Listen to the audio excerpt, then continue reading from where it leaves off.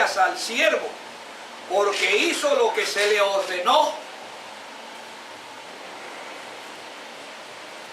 No. En otras versiones de Reina Valera dice, pienso que no. Al siervo no se le da la gracia por lo que tiene que hacer. Tiene que hacer lo que tiene que hacer y tiene que estar satisfecho y contento. ¿Ve? Por eso dice Jesús, así también vosotros, cuando hayáis hecho todo lo que se os ha ordenado decir, siervos inútiles somos, hemos hecho solo lo que debíamos haber hecho. De manera que, hermanos, Dios no tiene que darnos gracias a ninguno de nosotros por lo que hacemos.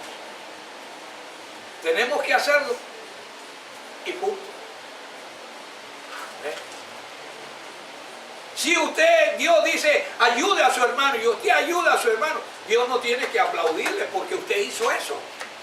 Dios no tiene que hacer pancartas y todo porque usted hizo eso. Ese era su deber, esa es su responsabilidad, esa es nuestra responsabilidad. Hacer lo que Dios dice que tenemos que hacer. Y punto. Entonces, si no hay obediencia, la consecuencia inmediata de esto, o que surge de esa falta de obediencia, se llama rebeldía. Y la rebeldía tiene una serie de grados. ¿Ve? Porque hay rebeldía extrema, como hay rebeldía pasiva. Vamos a explicar una y otra. Una rebeldía extrema es de aquella persona que no hay y no habrá. Se acabó. ¿Ve? Pero una rebeldía pasiva es como la del hijo pródigo, de aquel hombre que dijo que no voy, pero al final él fue. Eso pasa mucho con nosotros. A veces nos rebelamos pasivamente contra Dios, pero al final vamos. ¿Ve? Y no como el otro que simplemente se pintó y se fue. Hermano, la obediencia es de vital importancia para nuestro crecimiento espiritual y para nuestro fortalecimiento espiritual. Una de las cosas que Dios dice, ¿verdad? No debemos dejar de congregarnos como algunos tienen por costumbre. Y muchas veces lo hacemos. Y muchas veces lo hacemos conscientemente. No ha pasado nada. Yo no veo a Dios por ningún lugar que me esté empujando. Sí, usted no lo ve, yo no lo veo. Pero Él dice que Él llena los cielos y la tierra. Y Él está en todos los escondrijos que pueda estar, que pueda existir. Nosotros no le vemos a Él, pero Él nos ve a nosotros. Es por eso, hermanos, que nosotros tenemos que poner de nuestra parte. Nosotros pensamos que no nos está viendo nadie. Pero sí, estamos siendo vistos por muchas personas. Una de las cosas que Dios dice a través del apóstol Pablo en Corintios, ¿qué es? Nosotros somos ¿de qué naturaleza? Una carta leída. Sí, un libro abierto que todo el mundo ve. Y lo que es más demandante, todo el mundo conoce. Alrededor de su casa la gente sabe que usted es religioso, que usted es pastor. ¿Qué clase de comportamiento usted debe de tener, por ejemplo? Porque cuando hay un comportamiento que no es de acuerdo a lo que Dios pide, entonces las personas dicen, mira, qué clase de cristiano. Cuando se expresa de esta manera, ¿a quién cree usted que le duele esta expresión? A Cristo, a Dios. Es como un padre que oye hablar mal de su hijo. ¿Cómo se siente ese padre, hermano Tito? Mal. ¿Ah? Mal. Entonces, los hijos tienen que seguir las mismas normas, como nosotros, los cristianos. No dan lugar a que hablen mal de usted como cristiano y mucho menos de la iglesia. Por eso la obediencia es necesaria. También, hermanos, el otro aspecto de hacer crecer nuestra fe es la gratitud. Sí, la gratitud es importante para que nuestra fe pueda crecer. En el libro de Lucas, en el capítulo 17, versículo 11 al 19, encontramos aquí la historia de los 10 leprosos, donde ellos se acercan y ven a Jesús de lejos y le dicen: Señor, cúranos, sálvanos. Y el Señor dice, Él los vio y le dijo: id y mostraba a los sacerdotes. Y sucedió que mientras iban, quedaron limpios. Fíjense qué contraste hay aquí, hermano. Ellos creyeron lo que Jesús les dijo y fueron haciendo lo que Jesús les dijo. Y en el camino fueron limpiados, fueron completamente limpios. Pero había algo que ellos no tenían presente: la gratitud de lo que Cristo había hecho con ellos. Dice aquí la palabra de Dios: entonces uno de ellos, al ver que había sido sanado, se volvió glorificando a Dios en alta voz. Es decir, iba por el camino hacia donde iba Jesús, gritando, hermano, como aquella persona que se ha ganado un tremendo premio. Grita y la algarabía es grande. Ese iba en esa forma.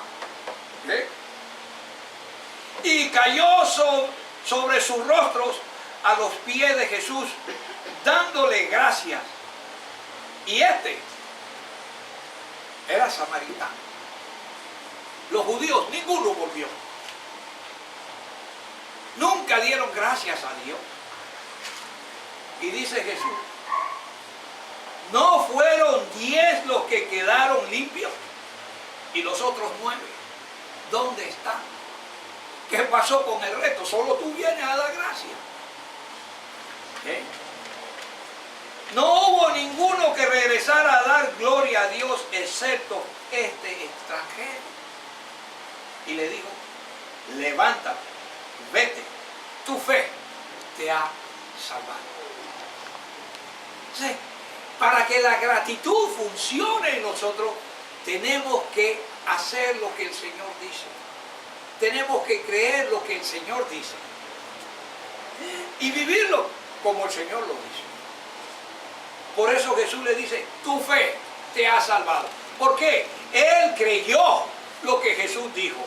Él fue obediente a lo que Jesús dijo. Él creyó que Jesús lo sanaba. Y él obedeció lo que Jesús dijo: vayan y muéstrense. Y cuando él vio que estaba limpio, entonces él regresó a darle gracias a Dios por lo que Dios había hecho con él. Hermanos, en la iglesia encontramos este drama muchas veces y muy continuamente. Oímos lo que Jesús dice y hacemos lo que Jesús dice, pero muy pocas veces mostramos la gratitud a Dios por lo que Él hace por nosotros. Muy pocas veces. No es que no lo hacemos, pero en la medida en que nosotros creemos que debemos de hacerlo. Debemos de dar gracias a Dios siempre, en todo, como dice el apóstol Pablo en Tesalonicenses. Debemos de dar gracias a Dios en todo.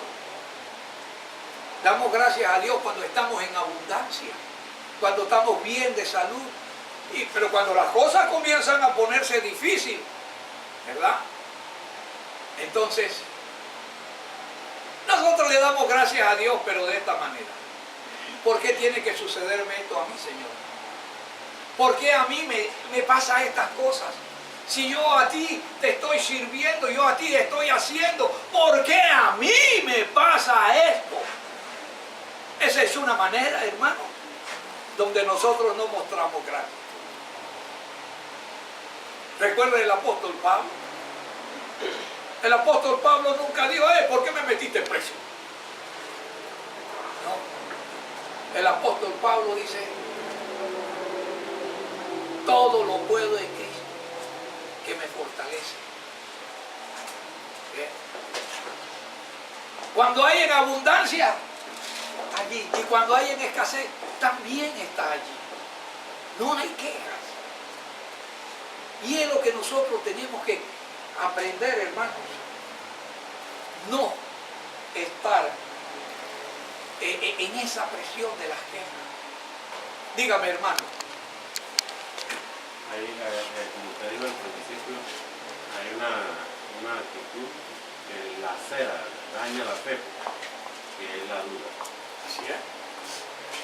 Y así, o sea, todo lo inconveniente, a la inversa de lo que te ha dicho, se ha hablado de la duda, o sea, de la confianza, ¿no?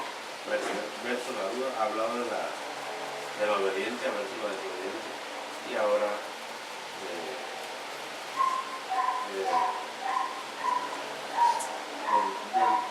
del punto de vista que estamos viendo, pero yo sí quisiera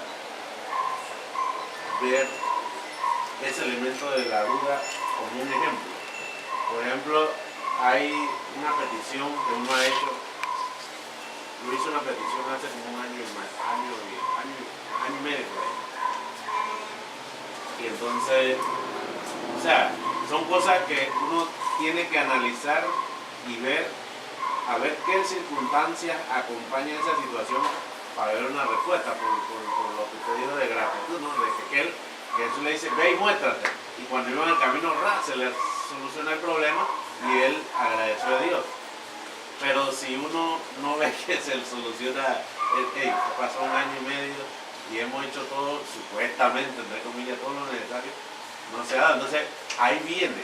Entonces, la pregunta es, o sea, ¿cómo nosotros podemos eliminar esa parte de la duda? Porque va a venir, entonces, chuleta, ¿será que yo soy tan malo que Dios no me va a dar eso? O cualquier otra cosa que pidamos, pues. Bien. Porque oramos a Dios. Buena su pregunta.